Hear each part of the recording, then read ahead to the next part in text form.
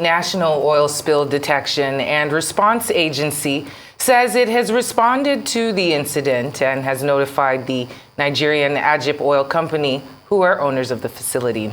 In a statement released by the Director General and Chief Executive of NOSDRA, Idris Musa, the Nigerian Ajip Oil Company has been directed to depressurize the facility preparatory for a joint investigation visit, which will follow immediately to ascertain the cause and the extent of the incident. The agency also says efforts are underway to contain this explosion and to secure the incident site.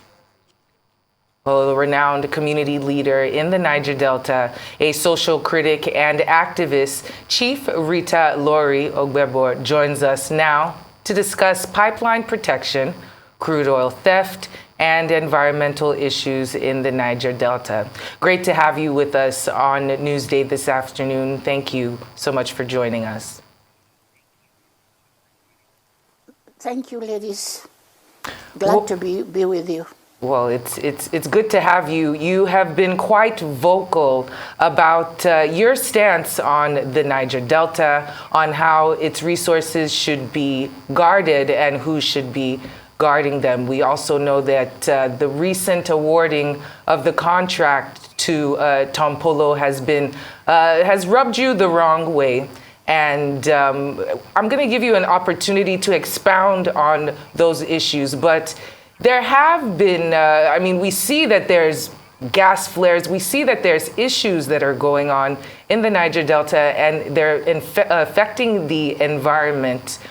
What do you have to say to your critics who say that you don't stay in the Niger Delta? You live in Lagos and you live in Abuja and might not be completely aware of the things on ground. What would you have to say to them when they say you should not speak out against some of the things that you speak out against?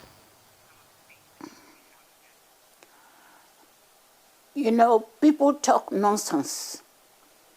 Those who don't know me, they are talking nonsense. I am more in worry than anywhere else. That is number one. Number two, I am the Igba of worry. In the hierarchy of the palace of the Olu of worry, I think when you come to the service in worry, the service chiefs, the chiefs, perhaps I am number one. I worked for his father. I think I am the oldest in service, minus the Iyashere, the Ojomo, and one other.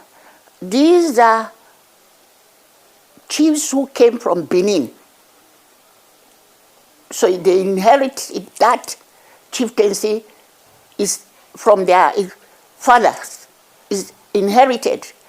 But when it comes to the palace itself, I am number one today. There's no chief who is older than me in service. And my Olu, the Olu himself, may his reign be long on the throne and bring us peace. It will tell you that I am very, very active. I am the Igba of worry. My domain is in the creeks. And I'm there. Those who talk, they are not in the creeks. They are afraid to go into the creeks. They are in worry, parabolating as politicians. But when I talk for my people. I am a chief, I have a domain. And that domain I will protect with my life. That is why I am here, and I keep talking. I am not a politician. I'm not interested in contracts. I don't take contracts. I don't ask any government for favor. I am the Igba of Wari. I am on oath to look after my people. And my people will tell you, I have never blinked 1 second from carrying out my activities and doing what I should do. And I'm sure that the Olu of Wari himself is very proud of me, that I am not an absentee chief.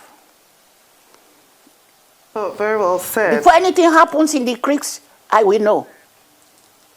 Oh, very well said. Pardon? And I said very well said. And talking of being in the creeks, some people, Yes. and I believe you are included, are Yes. of the opinion that all theft in the Niger Delta would not be possible without the involvement of some high-ranking individuals and some top security officials. Now, I'd like us to talk about this contract that was given to Tompolo. Do you think perhaps that with his involvement now, he'll be able to break this racket, you know, that is leading the oil theft in the Niger Delta? I have said it again and again. The federal government is abandoning its responsibility to take care of the human beings in this country and their properties. Tompolo, I have no qualms. I have nothing against him as an individual. But what I am saying is that the federal government keeps repeating, I am over 80. And I worked with the founding fathers of this country. I saw a water war. I was a small girl. Tafawa Balewa, I walked. I was holding microphone to the mouth of these great men. And we know. And of course, my dear uncle, Ogbebor. So when I'm talking, I know what I'm talking about. We have always given money. We give money to one individual saying, go and pacify the others.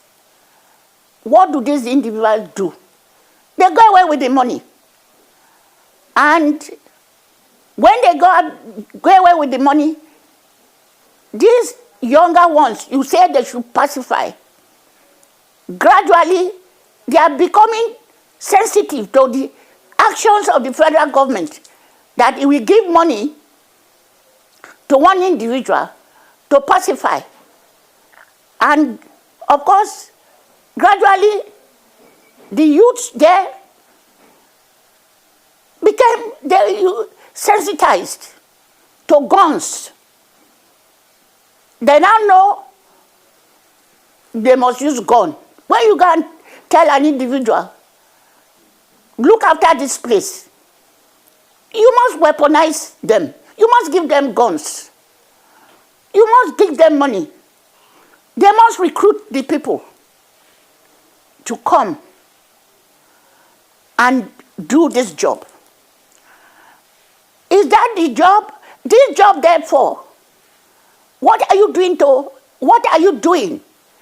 The federal government has given them the authority, this individual the authority to manage the area. You've given them authority to carry gun. You've given them authority to do without questioning the activities in that area. And one day, they are human beings.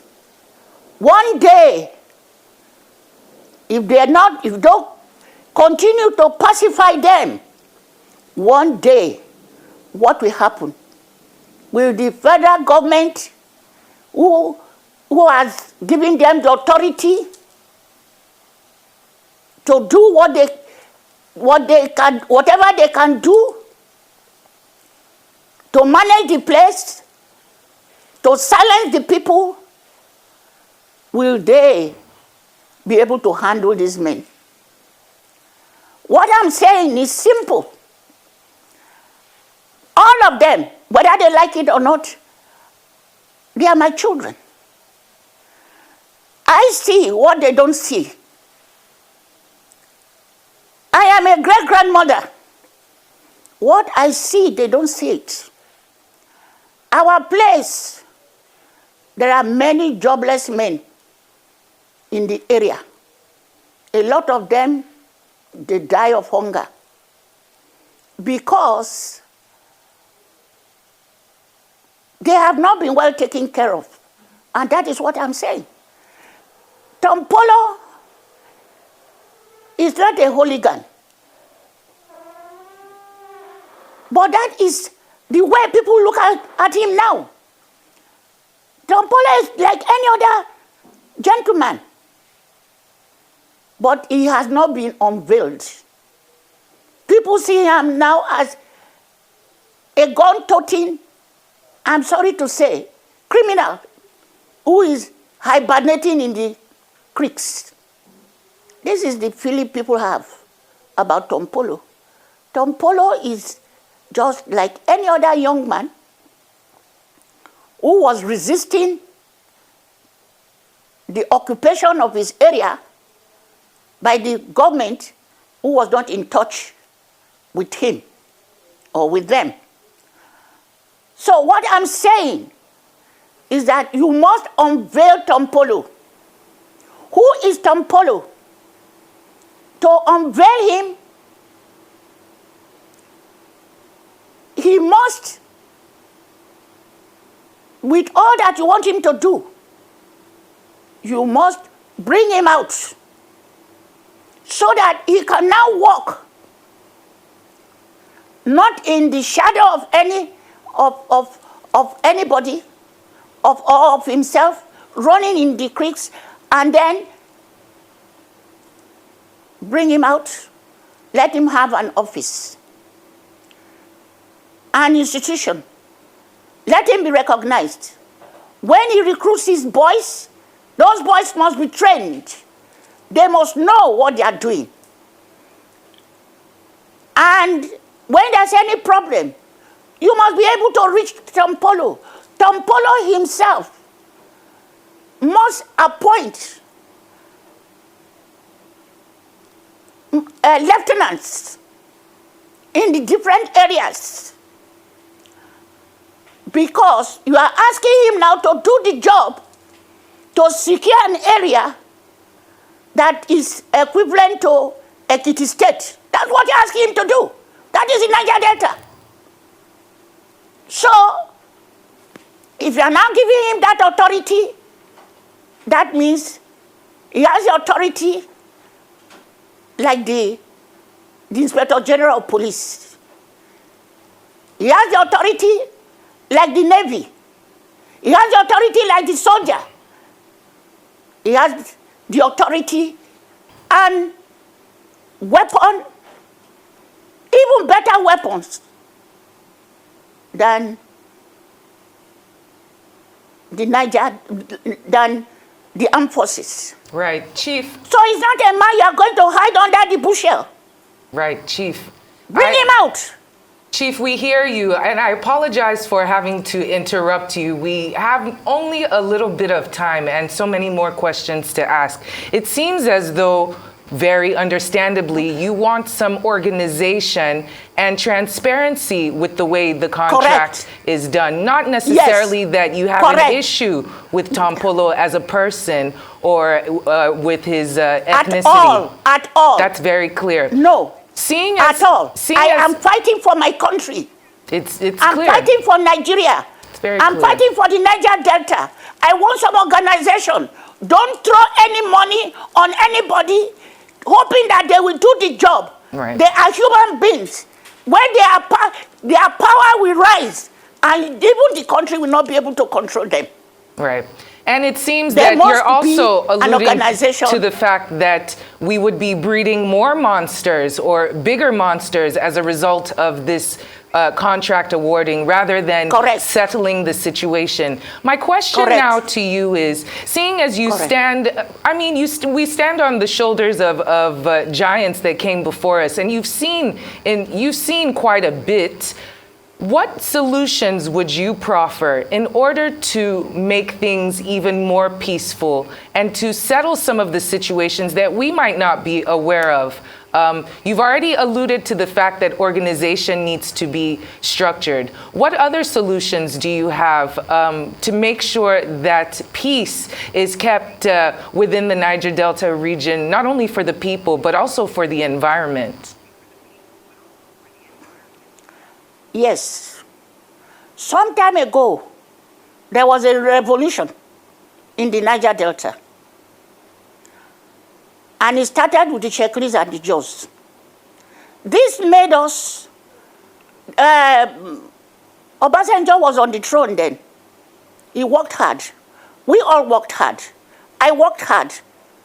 Ike Clark worked hard. We had meetings. We were reconciled.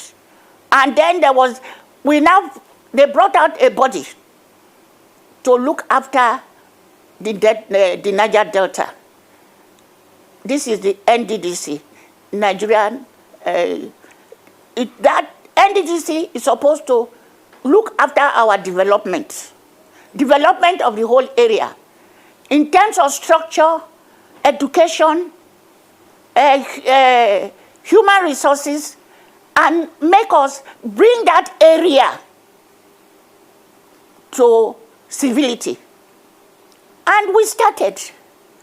We had our ups and downs, but the biggest of it all is still that there is no proper, or people are selfless. People are selfless, who love their country, who know that you cannot go out of this country and be anything else like you are in your country. Who are not proud of themselves. They are the ones, for instance, the governors are there to supervise the NNDC. Let them show me one day the report of the NNDC. Instead of looking after the institution, each person is going there to say, I'm fighting for my state. How can you go there, you take the money. You don't even do anything in your state. So these boys, therefore, they have no job.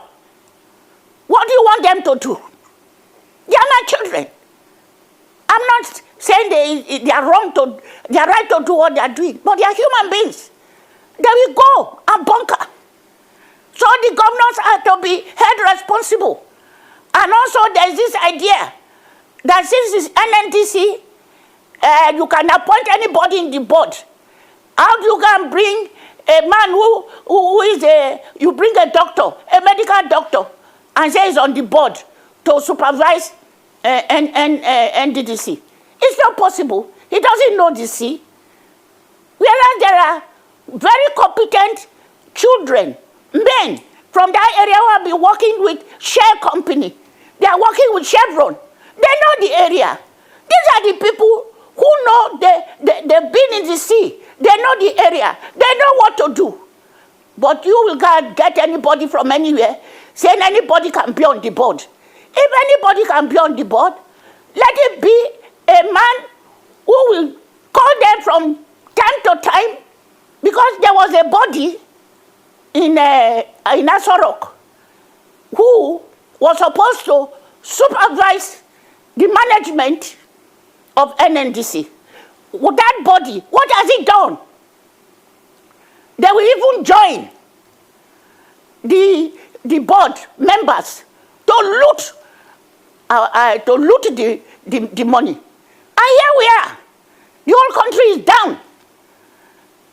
And I am angry because the NNDC is supposed to look after the development of the Niger Delta. This is where I come from. But when you go there, there's nothing.